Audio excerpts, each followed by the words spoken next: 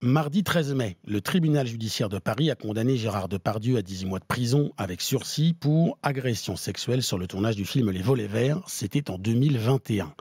Son avocat a déjà annoncé que l'acteur ferait appel de la décision. Une décision exceptionnelle, voire inédite, puisque Gérard Depardieu a également été condamné à indemniser les plaignantes au titre de la victimisation secondaire. Récente dans le débat juridique, la victimisation secondaire permet à une victime d'être aussi indemnisée pour la souffrance subie à cause des acteurs du système judiciaire qui ont suivi son affaire.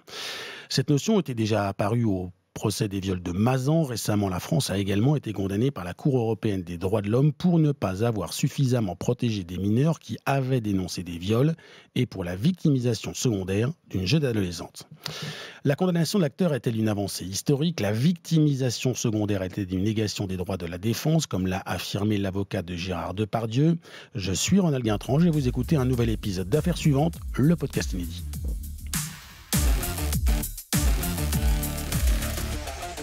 Bonjour Florine Sylvain. Bonjour. Vous êtes journaliste pour BFM Radio. Bonjour maître Karine Durieux-Diebold. Bonjour. Vous êtes avocate spécialisée dans le traitement des droits de victimes de violences sexuelles. Vous avez représenté Amélie, l'une des plaignantes au procès de Gérard Depardieu.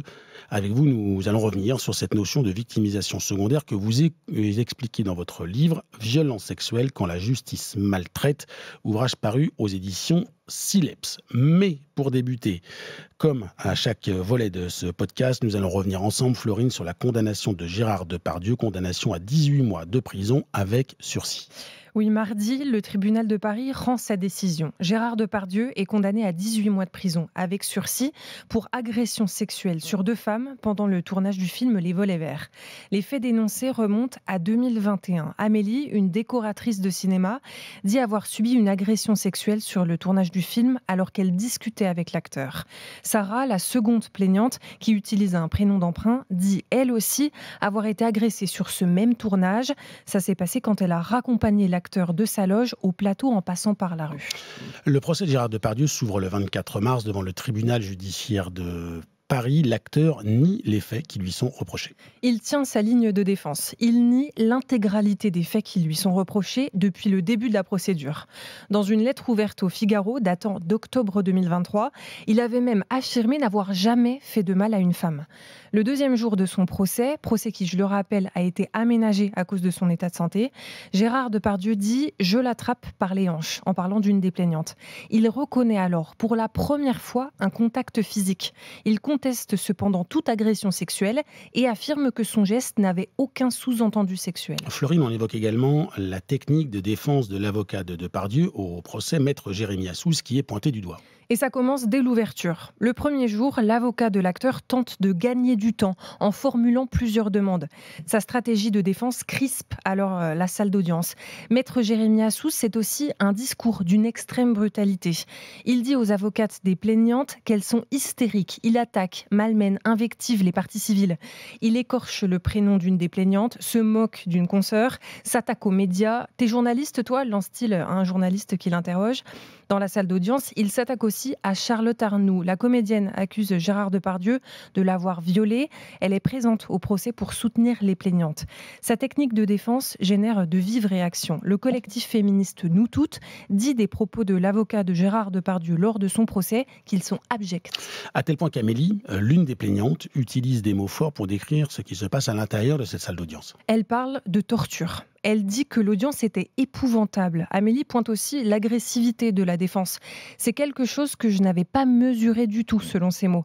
Pour elle, la technique de défense de l'avocat est encore plus violente que l'agression en elle-même.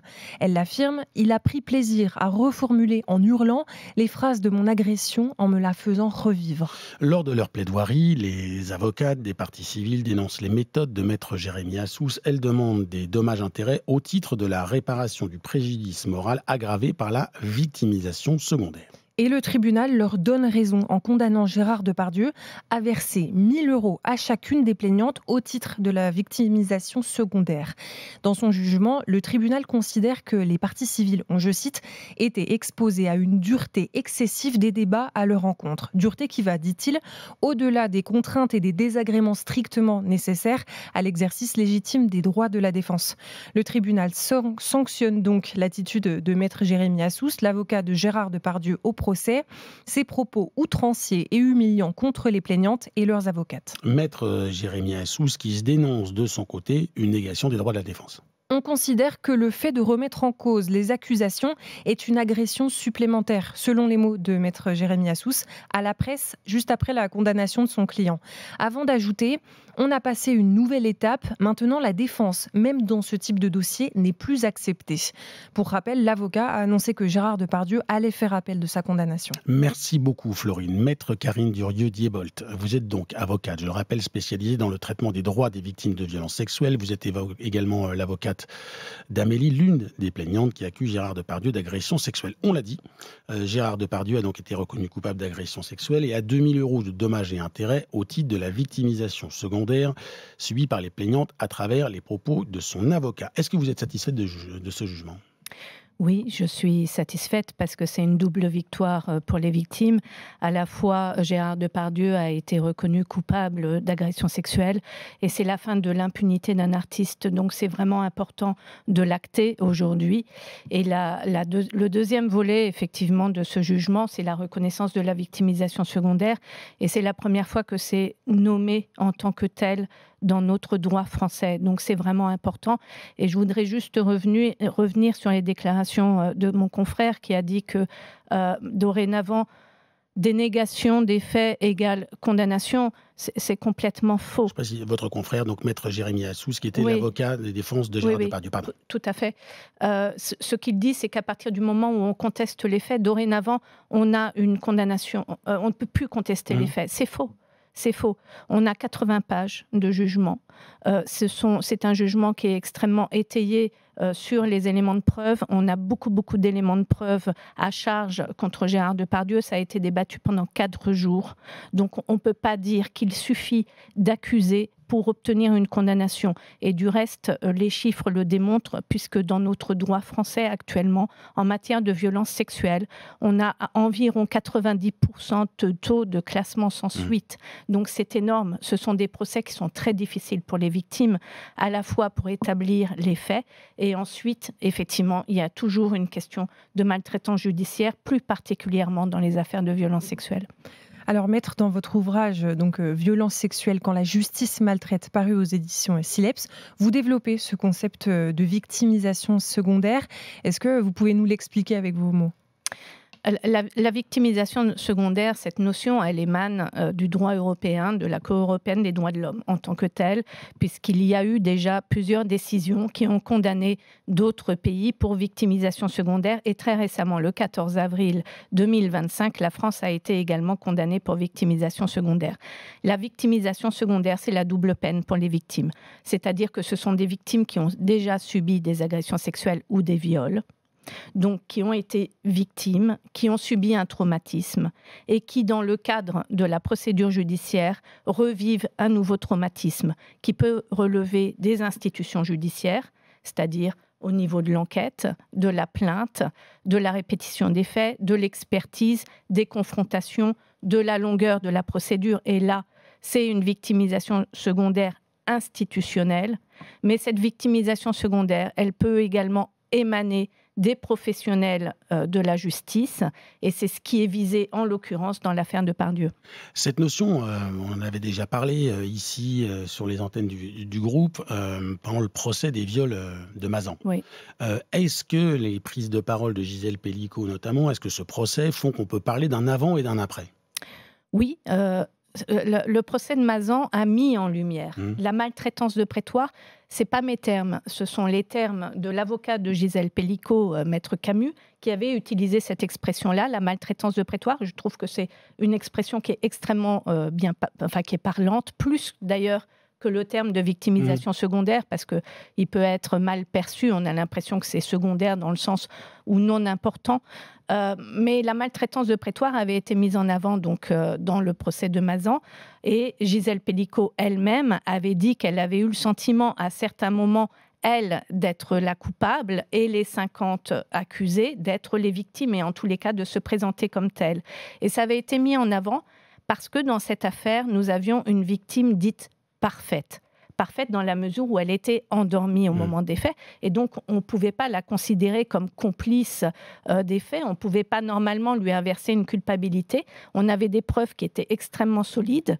Et malgré la solidité de ce dossier, eh bien, elle a fait l'objet également de calomnies, d'une inversion de culpabilité. Il y a eu également une intrusion dans sa vie privée dans la mesure où on a ressorti des photos d'elle dans le passé pour dire que c'était une exhibitionniste. Et tous ces éléments accablants à son encontre n'avaient pas lieu d'être pour la manifestation de la vérité. Et cette victimisation secondaire, là on en parle, c'est une notion récente, on l'a dit. Est-ce que, selon vous, elle est présente au quotidien dans les présoirs ? Alors, pour ma part, je ne traite que d'affaires de violences sexuelles. Et je dois dire, alors il y a ce que j'ai dit tout à l'heure, la victimisation secondaire qui est institutionnelle et la victimisation secondaire qui va relever de la maltraitance de prétoire. La victimisation secondaire dans sa globalité, à mon sens, elle apparaît toujours à un stade de la procédure. Ça va être soit la longueur de la procédure, soit la répétition des faits outre mesure, parce que parfois on a des affaires dans lesquelles les victimes sont obligées de répéter les faits 8 fois, 9 fois, une dizaine de fois dans la procédure, et à chaque fois ce sont des réviviscences traumatiques pour elles, des confrontations, une atteinte à la vie privée. On a toujours à une étape de la procédure une maltraitance judiciaire et une retraumatisation de la victime. Il faut savoir que ce sont des victimes qui sont extrêmement fragiles. Et normalement, on devrait avoir un devoir de protection des victimes également. Donc il y a tout un équilibre à trouver aussi entre les droits de la défense, la liberté des droits de la défense et la protection des victimes. Est-ce qu'il y a des outils qui peuvent préserver les victimes de cette victimisation secondaire ? Oui, alors je suis une ancienne membre de la Ciivise également, qui est la commission qui lutte contre les violences sexuelles faites aux mineurs.